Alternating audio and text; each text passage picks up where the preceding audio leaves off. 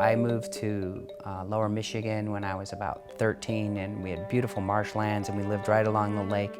And ever since I was young, I loved to walk along the shores and looking at little minnows and all sorts of wildlife that you would find along marshlands is deep in my subconscious. When I was about 22 years old, I discovered a Salvador Dali book at the John Cole bookstore in La Jolla, and it just knocked my socks off. I was just floored because I had never really seen surrealism before, and now all of a sudden I was just like, wow, this is fantastic. And I was just flipping pages, and I knew what I wanted to do. I knew that I wanted to try to create surrealism myself. Full name Matthew Lee Forderer. I usually go by Matt. I think of collage as kind of taking things that already exist and reusing them. It's a great process to me to take something that already looks great, already looks cool, you know, like somebody's illustration or a photograph, and then tweak it in an unusual way and put it into a strange new situation, you know, and giving them a new life.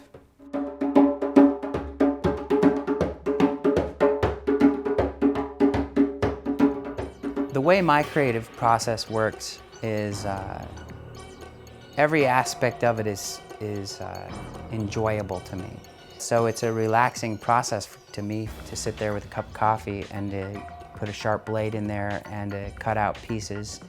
It definitely develops as I go along. There's a spark, like I gather materials that I'm interested in. Sometimes I create a background from scratch, you know. Sometimes I will have some backgrounds, and it will be like kind of like a puzzle.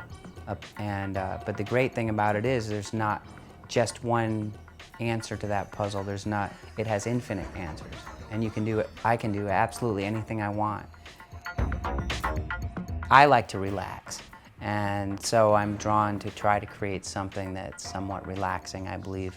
Putting birds and fish into surrealistic compositions, to me, I think of them as guides, kind of. Like, without them, it's just a mishmash of bizarre imagery.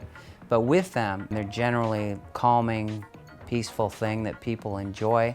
And so if they're there, they're sort of like something that resonates as normal in an otherwise not normal setting. And so it sort of balances, I think. I rarely do something that's very, very bright colors. Muted colors combined with sort of mildly strange imagery makes for sort of a relaxing piece of work. And I believe that when we're relaxed, then that's the time when our mind is most apt to expand. For me, surrealism was very natural, making things unusual, mildly strange, you know, that is tantalizing for me. My hope when people participate in my art form is give their imagination a jump start.